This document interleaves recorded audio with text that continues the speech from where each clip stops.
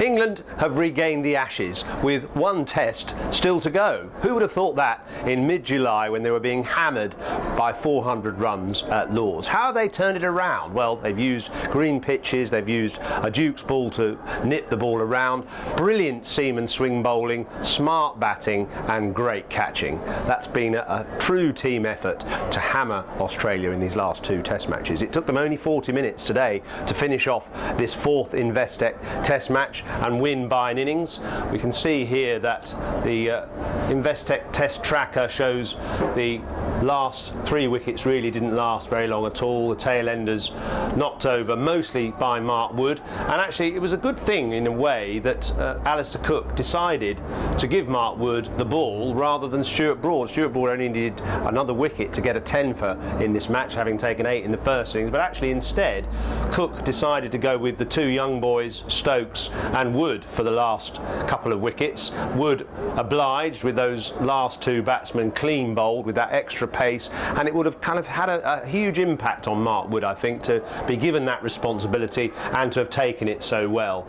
And his figures in the end, 3 for 69 from 17 overs, look pretty good. Of course, Ben Stokes was the real backbreaker with those 6 for 36. He got another one today, and that's an outstanding spell of swing bowling. In fact, almost to the extent that it didn't seem to matter that Jimmy Anderson was missing, because Stokes doubled as a superb swing and seam exponent.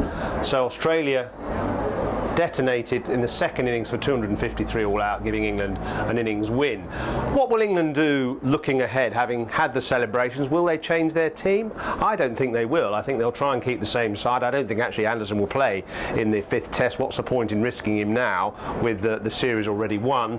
But just looking at England's performance overall, I think I should pick on the catching in particular. The slip cordon, very, very good. Adam Lyth, maybe not many runs, only 86. But he has taken 4 catches, good catches in the slip cordon, so that's 8% of the catches. And if we go through the team, Alistair Cook, very good at second slip or first slip, wherever he likes to stand, normally first slip. He's taken 8 catches and only dropped a couple, which is a much better performance than in the New Zealand series. 12% of the runs, 223, probably would have hoped to have done a bit better, but as it happens he hasn't quite performed with the bat, but he's been solid. Ian Bell has taken 6 catches at second slip. He dropped quite a few against New Zealand.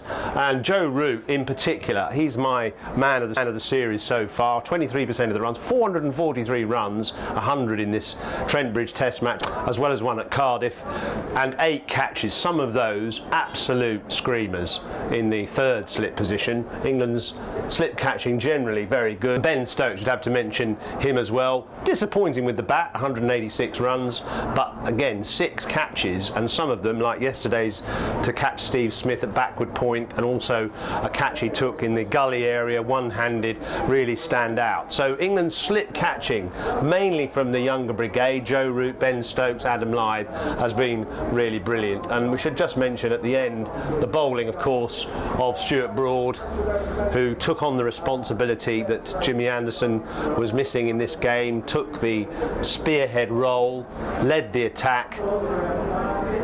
30% of the wicket, 21 wickets in the series now, and he was utterly unplayable. England now have 12 days to celebrate their major achievement before the 5th test at the Oval on August the 20th, so some of them might turn up to that a little bit bleary-eyed. That will be a celebration of cricket, after which England will be crowned Investec Ashes winners, and deservedly so.